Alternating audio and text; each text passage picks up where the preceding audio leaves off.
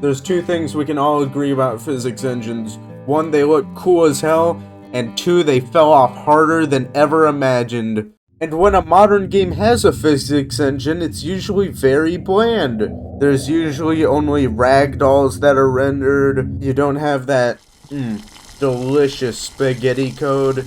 And there's no prompts to even move. I'm talking to you, CSGO. And just doing random sandbox shenanigans in People Playground or Gary's mod gets a little bit old. And this led to the quest to find the game with better, more beefy, greater tech to carry the torch. And then Teardown carried that said torch. I saw this game a while ago and was like, I am the rank 1 in sexism. Women were only made to take us down. and I was sold already. And just when I thought that was it, they had a particle system that looked very nice.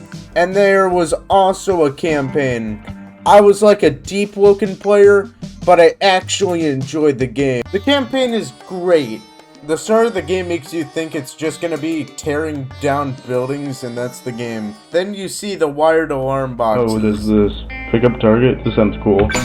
What the fuck? This turns the game into a puzzle game where you use the sandbox elements to create the dumbest solutions imaginable. And this gameplay style makes you feel like an absolute god. When you see footage of it, it looks superb. There is a con about the gameplay though. It's that most of part 1 is just the same wired box speedrun game for about 95% of the game.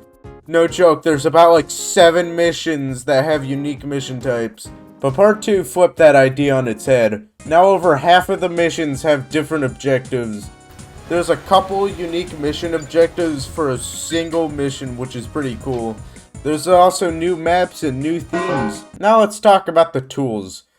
Your basic kit is a hammer, fire extinguisher, spray paint, and later leaf blower. Everything else is for specific situations.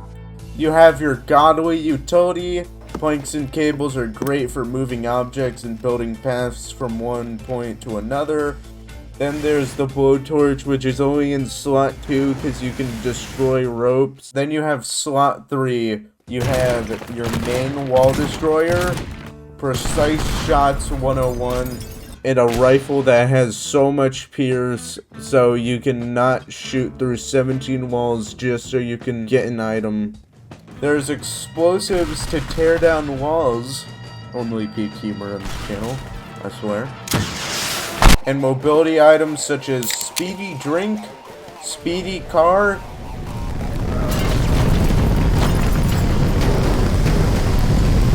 and speedy physics prop.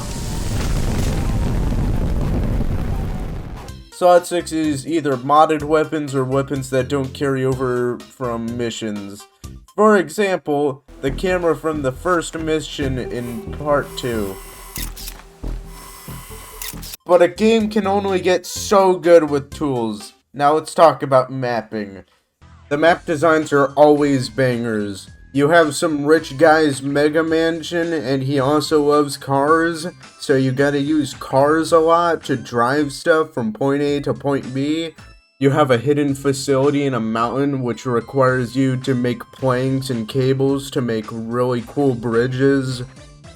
Let's look at something like Lee Chemicals. There's one big place and then a smaller place, which is divided by a river. The best part about the game is that in parts you are usually playing the same maps, which leads to you having a better idea of not only the map, but your tools and how to use them. Probably my favorite thing is the hidden collectibles you can find around the map.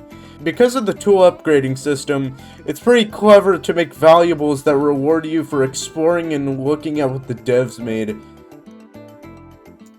TLDR. Tuxedo Labs make a good game,